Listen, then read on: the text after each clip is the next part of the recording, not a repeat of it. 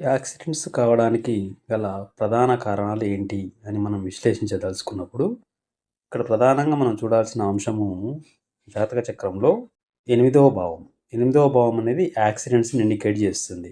అదేవిధంగా నాలుగవ భావం కూడా. ఎందుకు నాలుగవ భావం అనేది వాహన స్థానాన్ని ఇండికేట్ చేస్తూ ఉంటుంది. కాబట్టి 8, 4 సంబంధం అనేది ప్రధానంగా మనం చూడాలి. దానితో పాటు వాహన కారకుడైన శుక్రుని యొక్క సంబంధం కూడా ఈ 8, 4 భావాలకు ఏర్పడి ఉండాలి. అయితే ఇక్కడ మనం యాక్సిడెంట్స్ గురించి మాట్లాడుకుంటున్నాం. కాబట్టి యాక్సిడెంట్ అనేది సడన్ ఈవెంట్. ఈ సడన్ ఈవెంట్ ఇచ్చేటటువంటి గ్రహాలు కుజుడు, తర్వాత రాహువు.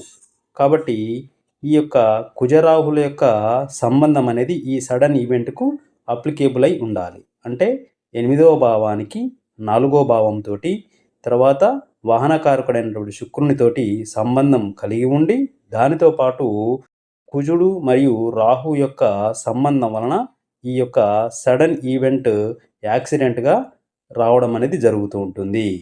అయితే ఇది ఖచ్చితంగా జన్మజాతకంలో ఈ యొక్క కనెక్షన్ ఉండి, గోచారంలో ఈ కనెక్షన్ అనేది ఏ గ్రహ అంతర్దశ కాలాల్లో వస్తుందో, ఆ సందర్భంలో ఆ వ్యక్తికి యాక్సిడెంట్ కావడానికి అవకాశం ఉంటుంది. అంటే ఖచ్చితంగా ఈ యొక్క కలయిక జన్మజాతకంలో ఉండాలి.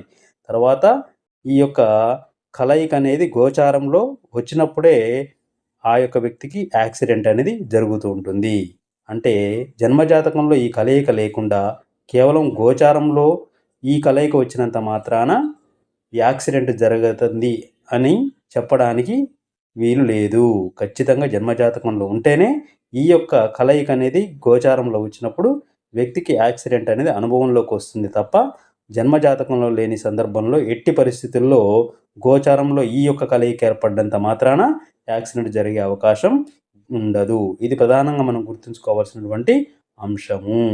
కాబట్టి కుజ, రాహువు సంబంధము 8, 4 శుక్రునికి ఏర్పడ్డప్పుడు ఇది యాక్సిడెంట్స్‌ని ఇండికేట్ చేసేటటువంటి ప్రిన్సిపల్‌గా మనం చెప్పుకోవచ్చు. ఈ విధంగా యాక్సిడెంట్స్ యొక్క అంశాన్ని మనం జన్మజాతకంలో